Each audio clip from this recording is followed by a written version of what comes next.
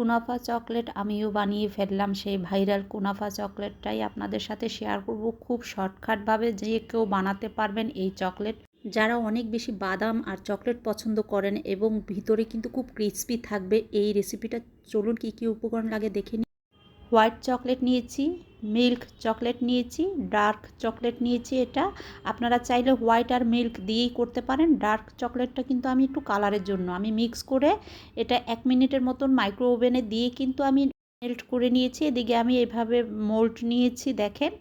তারপর আমি এখন প্রথমে সেই মেল্ট চকলেটগুলোকে আমি দিয়ে দিব। তার আগে কিন্তু আমি হোয়াইট চকলেট একটু মেল্ট করে আমি এটা ডিজাইনের জন্য দিয়ে দিচ্ছি পাইপিং ব্যাগে ঢুকিয়ে। আপনারা আপনাদের মতন কিন্তু ডিজাইন করে নিতে পারেন, তবে আমার কাছে মনে হচ্ছে যে এভাবে দিলে ডিজাইনটা খুবই সুন্দর আসে।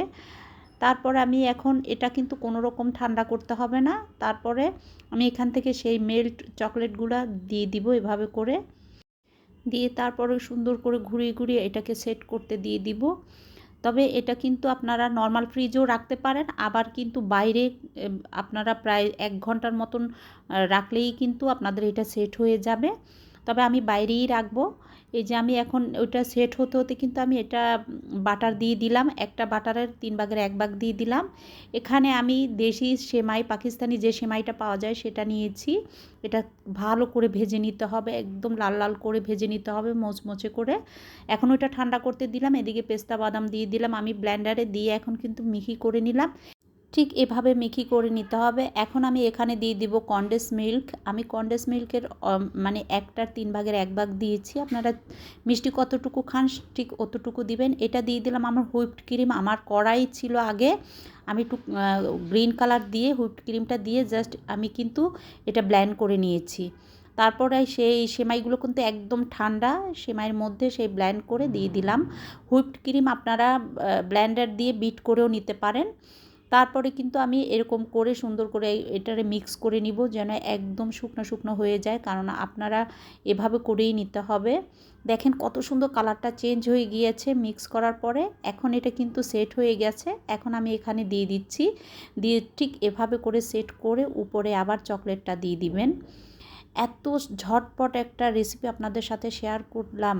আশা করি আপনাদের সবার ভালো লাগবে। আর কেউ যদি মোল্ড না থাকে সেক্ষেত্রে যে কোনো পাত্রের মধ্যে আপনারা করতে পারবেন। সেক্ষেত্রে কিন্তু আপনারা চকলেটটা যেন উঠে আসে সেরকম যে কোনো একটা পাত্র নিতে পারেন। তারপরে আমি এটাকে এখন নর্মাল ফ্রিজে রেখে দিয়েছিলাম প্রায় 10 মিনিটের মতন। নর্মাল ফ্রিজ থেকে বের করেছি। প্রথম আমি যখন সেট করেছি তখন কিন্তু বাইরেই ছিল। এটা কুনাফাটা দেওয়ার পরেই কিন্তু আমি মানে বাইরে রেখেছি। আর এখন মোল্ড আউট করে নিচ্ছি। দেখেন কত সুন্দর হয়েছে চকলেটগুলো, একদম ঝটপট বানানো যায়। দেখলেন তো?